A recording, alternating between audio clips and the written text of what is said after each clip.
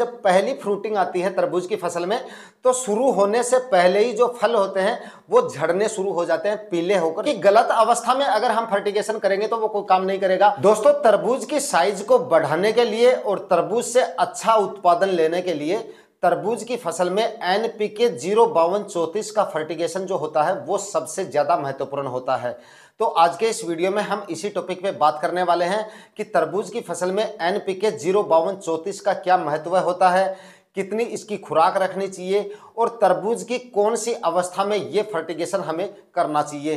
तो कंप्लीट जानकारियों के लिए वीडियो को लास्ट तक वॉच करना है। चैनल पे नए हैं या सब्सक्राइब नहीं किया है तो चैनल को सब्सक्राइब कर लीजिए और साथ में बेल आइकन भी प्रेस कर दीजिएगा ताकि समय समय पे आपको खेतीबाड़ी से रिलेटेड वीडियोस मिलते रहें। नमस्कार दोस्तों, मेरा नाम है सुरेश और आप देख रहे हैं खेत किसान झुंझुनू।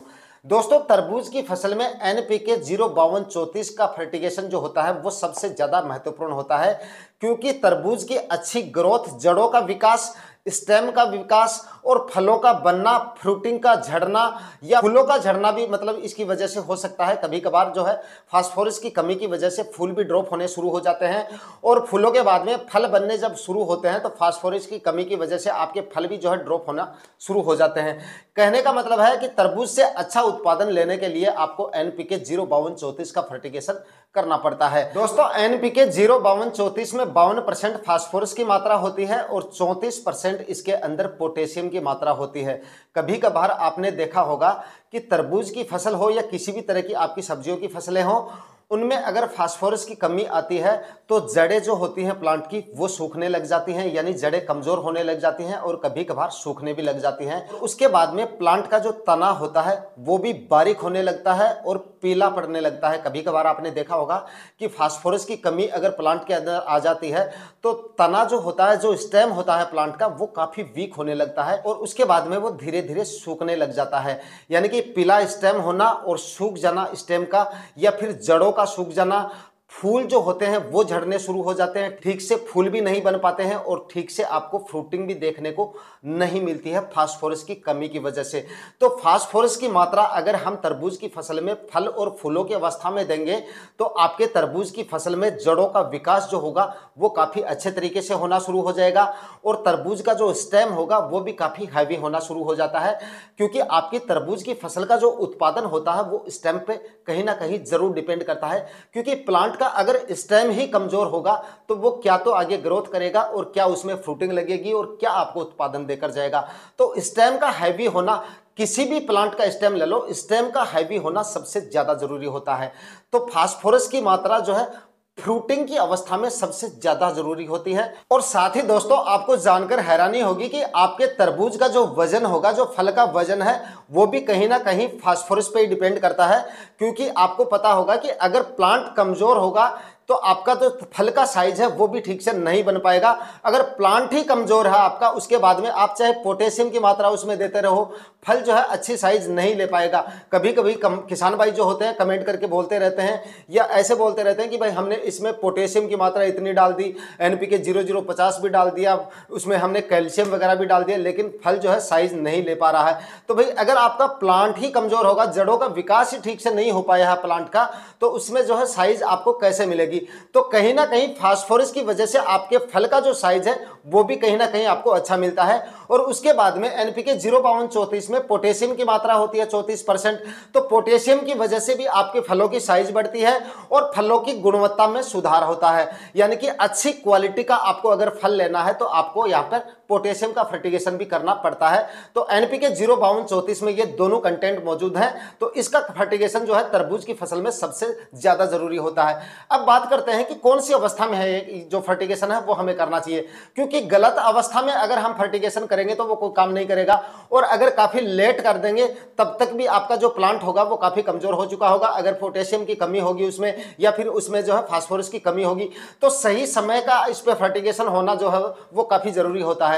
तो अगर आप कंटिन्यू फर्टिगेशन अपने तरबूज की फसल में करते आ रहे हैं, जैसे ही आप अपनी तरबूज की फसल में NPK 1261 का फर्टिगेशन करते हैं, उसके 7 या 8 दिन बाद में ही आपको NPK 05234 का फर्टिगेशन करना पड़ता है। या आप यूं कह सकते हैं कि जैसे ही आपकी तरबूज की फसल में फल लगने शुरू हो जाते हैं, उस अवस्था में आपको जो है NPK 05234 का फर्टिगेशन करना पड़ता है। यानी कि छोटे छोटे फल अगर बनने शुरू हो जाते हैं आपकी बाड़ी में, उसी अवस्था में आपको ये फर्टिगेशन कर देना है। लेकिन उससे पहले आपको एनपीके 1261 का फर्टिगेशन जो है वो जरूर कर लेना होता है। तो ये तो हो गई अवस्था की बात कि आपको कौन सी अवस्था में ये फर्टिगेशन करना है।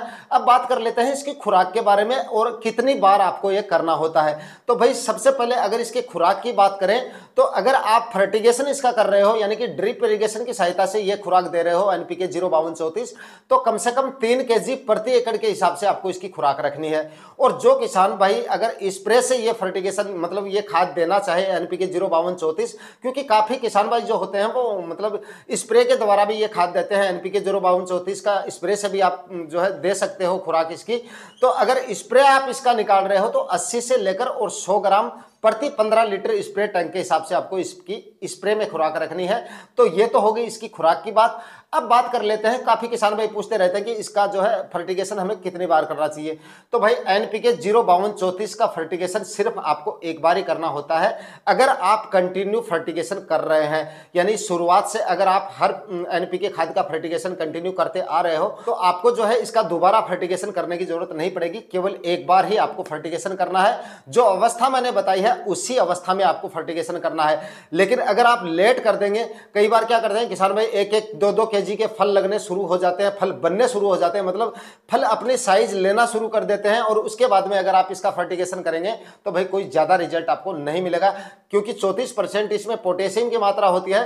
तो पोटेशियम तो प्रॉपर तरीके से काम करेगा, फल में काम आ जाएगा। लेकिन अगर फास्फोरस की कमी होगी और उसके बाद में आप जो है फल बनने की अवस्था में इसका फर्टिगेशन कर रहे हो तो फिर वो ज्यादा काम नहीं करेगा, क्योंकि प्लांट आपका पहले ही कमजोर हो चुका होगा अगर फास्फोरस की कमी प्लांट के अंदर होती है तो। और दोस्तों कई बार आपने देखा होगा कि जैसे ही तरबूज की फसल फ्रूटिंग अवस्था में आती है, पहले फल लगने जब शुरू होते हैं यानी कि जब पहली फ्रूटिंग आती है तरबूज की फसल में, तो शुरू होने से पहले ही जो फल होते हैं वो झड़ने शुरू हो जाते हैं, पीले होकर झड़ जाते हैं। कई बार तो क्या होता है फ्रूट फ्लाई की वजह से भी छोटी अवस्था में जब फ्रूट फ्लाई उन पर अटैक कर देती है तो आपके फल झड़ना शुरू हो जाते हैं।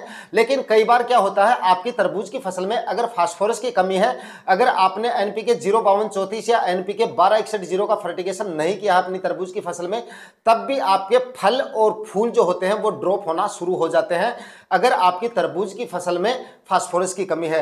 तो अगर आपकी तरबूज की फसल फ्रूटिंग अवस्था में आ गई है और छोटे छोटे फल आपको ध्यान से देखना है, अगर झड़ रहे हैं और किसी भी तरह की और कोई बीमारी आपकी फसल में नहीं है, तो आप मान के चल सकते हैं कि आपकी तरबूज की फसल में फास्फोरस की कमी है। और दूसरा संकेत मैंने आपको एक और भी बताया है कि स्टेम देख लीजिए तरबूज का, अगर स्टेम यानी कि तना अगर बारीक है, कमजोर है और तने में अगर कहीं आपको पीलापन दिखाई दे रहा है, ये मतलब कोई ज्यादा जरूरी तो नहीं है ये कि तने में पीलापन आपको दिखेगा ही, लेकिन ये आप मान के चलिए अगर स्टेम कमजोर है तो 99% चांस है कि आपकी तरबूज की फसल में फास्फोरस की कमी है।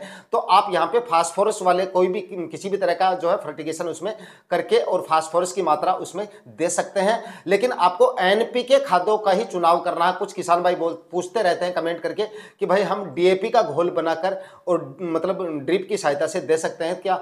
तो भाई ऐसी गलती जो है आपको बिल्कुल भी नहीं करनी है, कभी नहीं करनी है। डीएपी का घोल अगर आप बना के दोगे तो आपकी पूरा ड्रिप इरिगेशन चौक हो जाएगा। ये कंटेंट सही नहीं है। आप अगर फास्फोरस की मात्रा दे रहे हो प्लांट को, अगर कमी है आपके तरबूज की फसल में या किसी भी फसल में, तो एनपीके खादों का ही आपको चुनाव करना है। तो आज के इस वीडियो में मैंने आपको बताया कि एनपीके 05234 का क्यों महत्वपूर्ण होती है, आपकी तरबूज की फसल में कौन सी अवस्था में देना चाहिए, कितनी मात्रा में आपको देना चाहिए। अगर आपको तरबूज की फसल से अच्छा उत्पादन लेना है, तरबूज की अच्छी साइज लेनी है, तो एनपीके 05234 का फर्टिगेशन बताई गई अवस्था में करेंगे तो आपको अच्छे रिजल्ट देखने को मिलेंगे। आज के वीडियो में इतना ही। वीडियो में दी गई जानकारियां अच्छी लगी तो वीडियो को लाइक शेयर कर दीजिएगा। चैनल पे नए हैं तो सब्सक्राइब जरूर कर लीजिएगा। मिलते हैं किसी नए वीडियो में नए टॉपिक के साथ, तब तक के लिए जय हिंद।